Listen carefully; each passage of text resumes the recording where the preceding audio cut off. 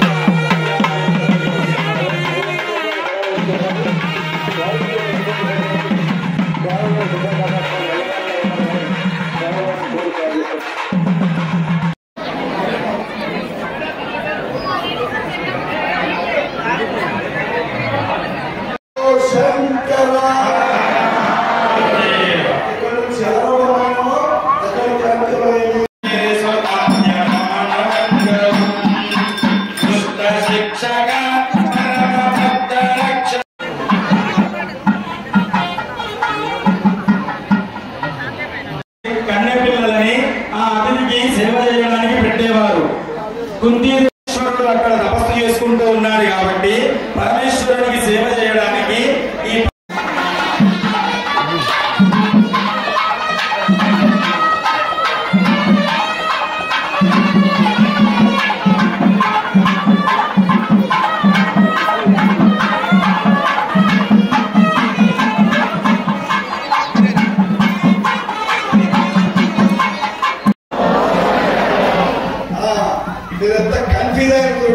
శివతత్వం అంటే కన్ఫ్యూజ్ లోనే ఉంటుంది.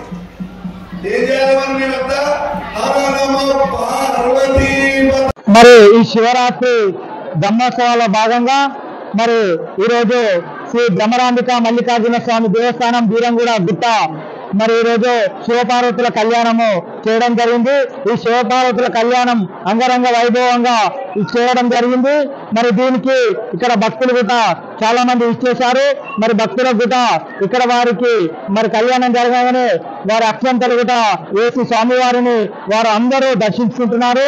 మరి ఆ స్వామివారికి ఇక్కడ విచ్చేసిన భక్తులందరికీ వారికి ఎల్లవేళలా దేవుని ఆశీర్వాదం ఉండాలని, అష్టైశ్వర్యాలు వాళ్ళకు కలగాలని మేము ఆ దేవునికి ద్వారా భక్తులకు అందరికీ అష్టైశ్వర్యాలు కలగాలని కోరుతున్నాము. మరి ఈ యొక్క బ్రహ్మరాంబ మల్లికార్జున స్వామి బ్రహ్మోత్సవాల భాగంగా 2వ రోజు కళ్యాణం జరిగింది.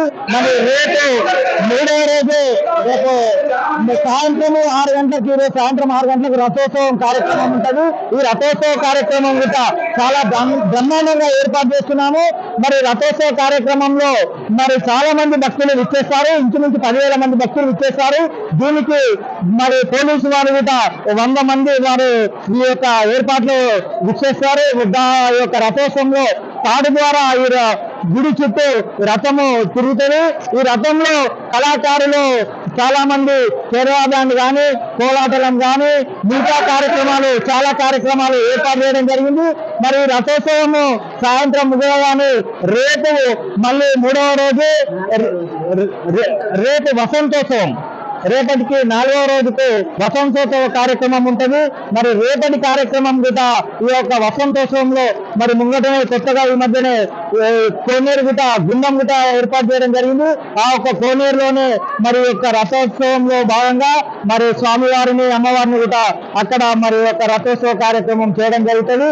కాబట్టి రేపటి కార్యక్రమం కూడా ఇంకా బ్రహ్మాండంగా ఉంటుందని చెప్పి మరి యొక్క బ్రహ్మరాంబిక మల్లికార్జున దేవస్థానం తరఫున ఆలయ చైర్మన్ గా ఆలయ కమిటీ తరఫున భక్తులందరికీ తెలియజేయడం జరుగుతుంది. నిన్నటి నుంచి ఒక్కరోజు 3 నుంచి 4 లక్షల మంది దర్శించుకోవడం జరిగింది. మరి ఈ రోజు సాయంత్రం వరకు ఇక్కడ ఉన్న చుట్టుపక్కల గ్రామాల వారు ఈ రోజు జాతర విచ్చేయడానికి మరి దర్శనం చేయడానికి వస్తారు. ఈ రోజు 1 లక్ష మంది దాకా వస్తారు. మరి మొత్తం మీద మాకు ఈ యొక్క రేపటి ఈ రోజు కంప్లీట్ గా 5 లక్షల మంది భక్తులు దర్శించుకున్నారని మాకు ఈ యొక్క ఏదైతే ఎంట్రీ ఉందో ఆ ఎంట్రీలో సీసీ కెమెరా ద్వారా మాకు డిపార్ట్మెంట్ ద్వారా ఇంటిమేషన్ ఉంది. మరి ఈ కార్యక్రమాల్లో అన్ని ఈ యొక్క ప్రభుత్వ అధికారులు వాటర్ బోర్డు వాళ్ళైతేనేమి, శానిటైజర్ డిపార్ట్మెంట్ వాళ్ళైతేనేమి, పోలీస్ డిపార్ట్మెంట్ వాళ్ళైతేనేమి, హాస్పిటల్స్ డిపార్ట్మెంట్ అయితేనేమి, ఎలక్ట్రిషియన్ డిపార్ట్మెంట్ అయితేనేమి, ప్రతి ఒక్క డిపార్ట్మెంట్ వాళ్ళు ప్రభుత్వ పరంగా అన్ని డిపార్ట్మెంట్ వాళ్ళు మాకు బాగా సహకరించారు. వారందరికీ డిపార్ట్మెంట్ లో పనిచేసిన ప్రభుత్వ అధికారులకు అందరికీ పేరు పేరున మా యొక్క ఈ ఆలయ కమిటీ తరఫున వారికి ధన్యవాదాలు తెలియజేస్తున్నాము. రేపటి ఈ యొక్క చక్ర స్నానం తోటి మరి కార్యక్రమము ముగిస్తుంది. కాబట్టి ప్రతి ఒక్కరికి పేరు పేరున మీ యొక్క బ్రహ్మరాంబిక మల్లికార్జున స్వామి దేవస్థానం ఆలయ చైర్మన్ గా అందరికీ కృతజ్ఞతలు తెలియజేస్తున్నాను.